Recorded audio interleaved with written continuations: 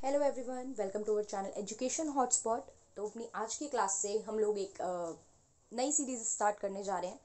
New year है तो new जोश, न्यू एक्साइटमेंट और बहुत सारी नई नई चीज़ें, नए नए प्लान्स होने चाहिए। तो उस नए प्लान का आज एक पार्ट मैं इंट्रोड्यूस कर रही हूँ आप लोगों के बीच में। हम लोग आज से इग्नू की एमए सोशोलॉजी की सीरीज स्टार्ट करेंगे। और इग्नू में सोशोलॉजी को लेके जो भी एमए में बेसिकली बुक्स हैं, लाइक MSO 1 2 3 4, ये सब्जेक्ट कोड है। तो हम MSO 1 2 3 4 की फॉर्म में पढ़ाई करेंगे।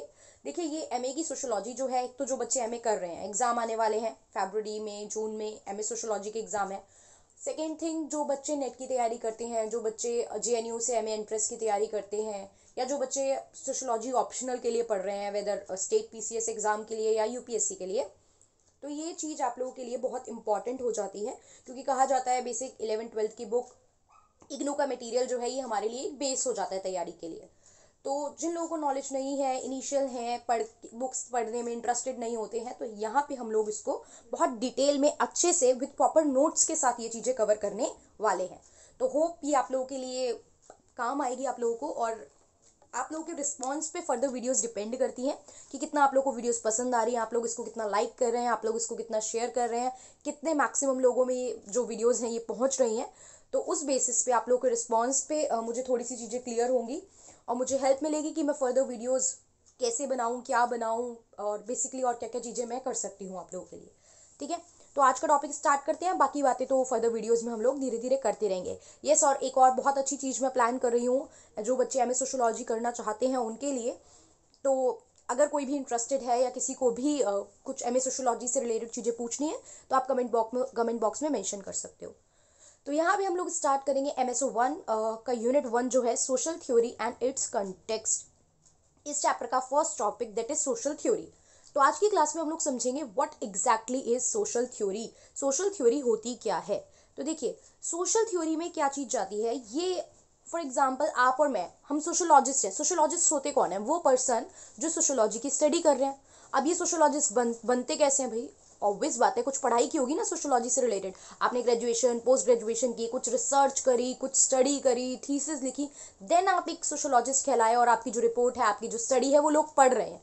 और आपकी जो स्टडी होती है, जो भी आप पढ़ रहे हो, वो किस बात पे डिपेंड करती है कि आप किस जगह पे रह रहे हो, उसके आसपास आपने कुछ ऑब्जर्व करा होगा, या आप क्या काम कर रहे हो। बेसिकली इन्हीं जगहों पे आप, यानी जो भी सोशोलॉजिस्ट है, वो कुछ चीज़ें ऑब्जर्व करता है, एनालाइज करता है, और उस बेसिस पे वो अपनी स्टडी जो है वो कंटिन्यू करता है और रिसर्च करता है उस चीज़ पे फर्दर। देन जाके वो एक थ्योरी जो है वो जो है सोशोलॉजिकल थ्योरी बनती है। तो यहाँ पे यही चीज़ है। Sociological theory is the sociologist's response to the context in which he lives and work। तो उसका रिस्पॉन्स है, सोशोलॉजिस्ट का रिस्पॉन्स है उस चीज़ों के लिए जिस जगह पे वो रह रहा है, जो काम वो कर रहा है। अब ये sociological theory, what create sociological theory, क्या चीज़ें हैं जो सोशोलॉजिकल थ्योरी को क्रिएट कर रही हैं? तो देखो, दो बेसिक चीज़ें होती हैं। एक होता है आपका इनर कॉन्टेक्स्ट, एक होता है आउटर कॉन्टेक्स्ट। इनर कॉन्टेक्स्ट मतलब मैं बात करूँ तो आपकी आइडियोलॉजी, आपका माइंड सेट, आपकी थिंकिंग, ये सब कुछ इनर चीज़ों में चली जाती है, इनर कॉन्टेक्स्ट, इनर पार्ट में चली जाती है। वहीं आउटर एस्पेक्ट की बात करें तो आउटर मतलब the area, the place in which you are living, particularly आप क्या काम कर रहे हो। यानी कि जो ओवरऑल इन्वायरमेंट है, अगर मैं बात करूं आपकी सराउंडिंग या ओवरऑल इन्वायरमेंट जो आपके आसपास है, वो सब किस में जाता है? वो सब जाता है आउटर कॉन्टेक्स्ट में।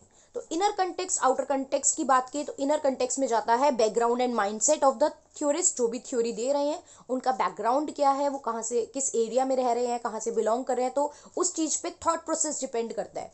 उस चीज़ पे क्या होता है, आपका थॉट प्रोसेस, सोचने का जो सोचने का जो पावर है, जो भी आपके व्यूज़ हैं, वो उस पर डिपेंड करते हैं। तो background and mindset of the theorist and influences and ideas.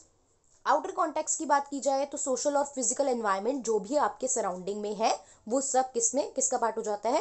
Overall context का।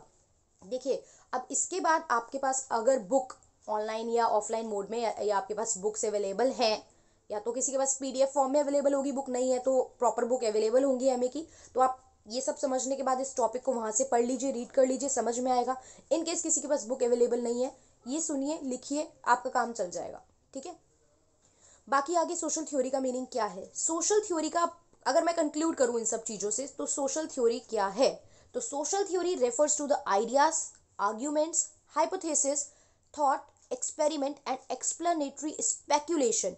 ये सारे जो भी किसी के माइंड में आइडियाज आ रहे हैं, कुछ आर्ग्यूमेंट मतलब कॉन्फ्लिक्ट हो रहा है कि ऐसा है ऐसा नहीं है, ठीक है, जो भी हाइपोथेसिस सेट कर लिए हैं, कोई भी आपके थॉट प्रोसेस है, ये सारी चीजें जो होती हैं कि कैसे, अब किसके बारे में, how and why human societies और एलिमेंट्स और स्ट्रक्चर ऑफ सोसाइटीज, ये जो ह्यूमंस हैं, ये जो सोसाइटी है, इनके बारे में, इनके एलिमेंट, इनके स्ट्रक्चर, ये कैसे फॉर्म हुए, कैसे चेंज हो रहे हैं और कैसे डेवलप हो रहे हैं, इन सब की स्टडी करना क्या कहलाता है, सोशोलॉजिकल थ्योरी। मतलब इनसे रिलेटेड जो स्टडी होती है उनको हम कह सकते हैं कि वो क्या है, सोशोलॉजिकल थ्योरी है। और बहुत सारे सोशोलॉजिस्ट रहे भी हैं जिन्होंने डिफरेंट डिफरेंट चीज़ों पे क्या करी है, रिसर्च करी है, स्टडी करी है, और अपनी जो आइडियोलॉजी, अपने जो रिजल्ट है वो हमारे सामने रखे हैं, जो हमें अपने पूरे सोशोलॉजी सब्जेक्ट में पढ़ने होते हैं। जो टॉपिक होता है थिंकर्स के बारे में बात करना, राइट, कि किस किस थिंकर्स ने क्या क्या चीज़ें जो हैं वो की हैं। तो पूरी बुक में धीरे धीरे आपको 3-4 सब्जेक्ट, जो भी 4 सब्जेक्ट पूरे यहाँ पढ़ने हैं सोशोलॉजी में, उनमें हम ये सब थिंकर्स का नाम लेके टाइम टू टाइम आपके साथ डिस्कस करेंगे, ठीक है। अब इसी में अगर हम आगे देखें तो क्या कंसेप्ट है कि सोशोलॉजी अब इमरजेंस कहाँ से हुआ, ठीक है। अगर आप लोग कुछ बैकग्राउंड पढ़ के आए हो, थोड़ा बहुत 11th का अपने सोशोलॉजी की नॉलेज है, तो वहाँ पे बेसिक चैप्टर में ही बताया गया है इमरजेंस ऑफ सोशोलॉजी में बेसिकली 3 चीज़ें थी, ठीक है। बेसिकली 3 चीज़ें थी। एक तो था फ्रेंच रिवॉल्यूशन, फ्रेंच रिवॉल्यूशन हम लोग भी पढ़ेंगे इस चीज़ों को, ठीक है, अभी नाम देख लेते हैं। एक था इंडस्ट्रियल रिवॉल्यूशन, ठीक है। इसके अलावा था एनलाइटमेंट का कंसेप्ट। क्या था, एनलाइटमेंट का कंसेप्ट। ये जो चीज़ें थी ये मेन रोल प्ले करती थी किसमें, सोशोलॉजी के इवोल्यूशन में, कि कैसे एज अ सब्जेक्ट सोशोलॉजी आप पढ़ने लगे। फिजिक्स, केमिस्ट्री, ये सब तो एज अ सब्जेक्ट आप पढ़ रहे हो, बट सोशोलॉजी कैसे एज अ सब्जेक्ट इंट्रोड्यूस हुआ, कि आपको इसको पढ़ना पड़ेगा, आपको इसके बारे में जानना पड़ेगा कि ये कहाँ से स्टार्ट हुआ, कैसे ये over the period of time इसकी जो पढ़ने का तरीका है, इसको समझने का तरीका है, वो चेंज हुआ। तो इंडिया में देखो फर्स्ट डेवलप हुआ था ये, फर्स्ट डेवलप इन वेस्ट।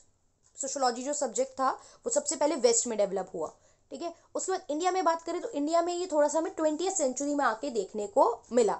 ऐसा नहीं है सोशोलॉजी एग्जिस्ट नहीं करता था, देखो एज अ सब्जेक्ट नहीं था ये पॉपुलर, बट सोशोलॉजी मतलब जहाँ सोसाइटी, जहाँ लोग हैं, वहाँ पे सोशोलॉजिकल एस्पेक्ट तो शुरू से ही एग्जिस्ट कर रहे हैं। अब बात करते हैं, बिल्कुल शॉर्ट में बात है, अभी डिटेल बात नहीं है, detail discussion we will do, but हमने पहला देखा था फ्रेंच रिवॉल्यूशन। तो यहाँ पे फ्रेंच रिवॉल्यूशन के बारे में बताया, 1789 में फ्रेंच में रिवॉल्यूशन हुआ, क्या था, what are the causes behind this, ये वो फलाना, ये सब चीज़ें हमें नहीं देखनी है अभी, ठीक है। बट यहाँ पे हमें फ्रेंच रिवॉल्यूशन से सोशोलॉजी का जो एस्पेक्ट निकला, उसमें देखो पॉजिटिव और नेगेटिव दोनों चीज़ें थी। ये भी कहा जा रहा था कि इसके प्लस पॉइंट भी हैं, और ये भी कहा जा रहा था इसकी प्रॉब्लम भी है।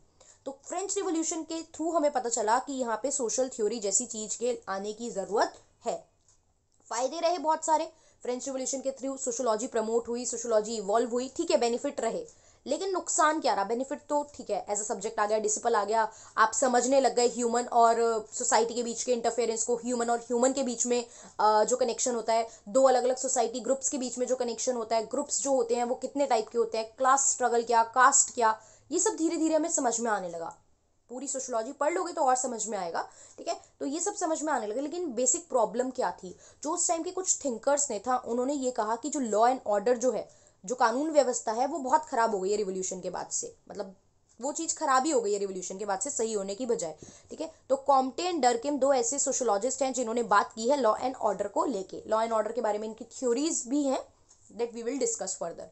इंडस्ट्रियल रिवोल्यूशन की बात की जाए तो हमें पता है होता क्या है, इंडस्ट्री मतलब एक चेंज आना। पहले हमारे जो डोमिनेंस था वो किस पे था, एग्रीकल्चर सेक्टर पे था, पहले प्रॉपर डोमिनेंस किस पे था, एग्रीकल्चर सेक्टर पे। But now after industrial revolution changes होने के बाद, जो कि 19th और 20th सेंचुरी में हुए, जो फोकस था वो शिफ्ट होकर किस पे आ गया, इंडस्ट्री पे। नाउ एग्रेरियन इकोनॉमी से हम किस में आ गए हैं, इंडस्ट्रियल इकोनॉमी में। हुआ क्या क्या इस टाइम पे, इसके साथ साथ हुआ मॉडर्नाइजेशन, ठीक है, मॉडर्नाइज होने लगी चीज़ें, टेक्नोलॉजी आ गई, तो इस सब वजह से प्रोडक्शन के तरीके बदले और चीज़ें बदली और इंडस्ट्री की तरफ ज़्यादा फोकस होने लगा। तो फैक्ट्री में जॉब्स इंक्रीज हुई, टेक्नोलॉजिकल चेंजेस आए इसके साथ साथ, ठीक है। और यहीं पे इसी इंडस्ट्रियल रिवोल्यूशन की वजह से जब प्रोडक्शन प्रोडक्टिविटी बढ़ी तो एक और कंसेप्ट इमर्ज होता दिखाई दिया, जो था कैपिटलिज्म। कैपिटलिज्म का मीनिंग जो है वो क्या होता है कि जब कुछ लोग, प्राइवेट लोग जो होते हैं, वो काम कर रहे हैं प्रॉफिट कमाने के आइडियोलॉजी से, वो लोग काम कर रहे हैं। अभी सिर्फ बेसिक में जानना है कैपिटलिज्म कहाँ से इवॉल्व हुआ, क्या कहानी, कैपिटलिज्म वर्सेस सोशलिज्म, दैट अभी धीरे धीरे एकदम से नहीं करेंगे सब कुछ, धीरे धीरे मैं सब कुछ बताऊंगी आपको। बट इमर्जिंग कैपिटलिज्म में इतना जानिए कैपिटलिज्म क्या होता है, जहाँ पे कुछ प्राइवेट पीपल काम कर रहे हैं और इनका मोटिव होता है कि हमें प्रॉफिट कमाना है। तो यहाँ पे गवर्नमेंट का बहुत ज़्यादा इंटरफेयर नहीं होता, यहाँ पे मार्केट फोर्सेस के थ्रू जो होती हैं वो चीज़ें डिसाइड की जाती हैं। क्लियर? तो ये कैपिटलिज्म होता है। अब कैपिटलिज्म भी थोड़ा सा दिखने लगा इस टाइम तक जाते जाते, और कैपिटलिज्म की वजह से ही फ्री ट्रेड जिसे क्या कहते हैं, लेजिस्फेयर भी कहते हैं। तो लेजिस्फेयर, अगर कभी एमसीक्यू कोई एग्जाम दो जिसमें एमसीक्यू में आपसे लेजिस्फेयर का मीनिंग पूछ ले, तो आपको पता होना चाहिए इसका मतलब क्या होता है, फ्री ट्रेड, फ्रीडम, बस बेसिकली होता है फ्रीडम।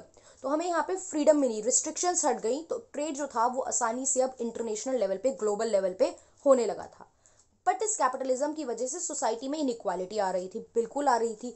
कुछ लोग जिनके पास पावर थी, वेल्थ थी, वो लोग उस पावर और वेल्थ को यूज करके अच्छे खासा प्रोडक्शन कर रहे थे, ठीक है। और प्रोडक्शन करके वो लोग जो थे वो क्या हो रहे थे, मतलब बेसिकली जो ओनर थे वो काफ़ी हाई प्रॉफिट कमा रहे थे और वर्कर्स को वेजेस कम मिल रहे थे। तो इनके बीच का जो गैप था वो और ज़्यादा बढ़ता जा रहा था, और इनके बीच में एक वेज वर्ड यूज़ करते हैं ना, चौड़ी खा, मतलब खाई टाइप होता है। तो इनके बीच का जो गैप था ना, इसको प्रॉपर मतलब इसका देखें तो इसका मतलब होता है चौड़ी खाई, और बेसिकली इजी लैंग्वेज में बोले तो गैप। तो ओनर्स और वर्कर्स के बीच का गैप जो था वो इंक्रीज हो रहा था। अब इसी वजह से जब वर्कर को इनसिक्योरिटी होगी तो वर्कर अपना प्रोटेक्शन चाहेंगे, तो वर्कर ने अपने प्रोटेक्शन के लिए करा क्या, वर्कर ने बनानी स्टार्ट कर दी ट्रेड यूनियन। ट्रेड यूनियन बनाई, ग्रुपिंग बनाई। अब धीरे धीरे जो आगे फर्दर चैप्टर्स हैं, अलग अलग पार्ट हैं, सब पढ़ोगे आप, ट्रेड यूनियंस क्या, वर्कर्स कैसे राइट के लिए बात करते हैं, वर्कर के ग्रुप के लिए जो है क्या क्या चीज़ें अवेलेबल हैं। तो इन्होंने ट्रेड यूनियन बनानी स्टार्ट कर दी। क्लियर? यहाँ तक हमें समझ में आया। अब यहाँ पे कुछ और पर्सन है, कुछ और सोशोलॉजिस्ट के पर्सन, बेसिकली ये सोशोलॉजिस्ट थे जिनके नाम दिए हैं, जिन्होंने कैपिटलिज्म के कंसेप्ट पे भी बात की है, Karl Marx, Weber and Emile Durkheim. अब इन्होंने क्या बात की है वो धीरे धीरे चैप्टर में अभी आगे हमारे सामने आएगी। तो ये था हमारा फर्स्ट टॉपिक। अब आपको इसमें क्या अच्छा लगा है, कुछ प्रॉब्लम लगी है, समझ में नहीं आया है, then you guys can comment, आप उसको बता सकते हो। और अगर वीडियो सही अच्छी लगी है एंड आप चाहते हो कि ऐसी फर्दर और वीडियोस हम लोग इंट्रोड्यूस करें, तो आप प्लीज़ इस वीडियो को मैक्सिमम शेयर कीजिए, क्योंकि आप लोगों के लाइक से कितने जो है आप शेयर कर रहे हैं, बच्चे कितना देख रहे हैं, कितना पसंद कर रहे हैं, उस पर डिपेंड करता है कि ये सीरीज़ जो है वो कितनी बेनिफिशियल, कितनी फ्रूटफुल रहेगी। ओके, सो मिलते हैं नेक्स्ट वीडियो में नेक्स्ट टॉपिक के साथ इसी पर्टिकुलर चैप्टर के, और कोशिश करेंगे अगर आप लोगों का सपोर्ट प्रॉपर मिलता रहा तो फटाफट से एग्जाम से पहले फरवरी में इसको खत्म करें, और जो लोग कोई और एग्जाम टारगेट करें उन लोगों के लिए भी ये सिलेबस जल्दी से जल्दी कंप्लीट करें। Okay, so that's all for today, thank you for watching the video.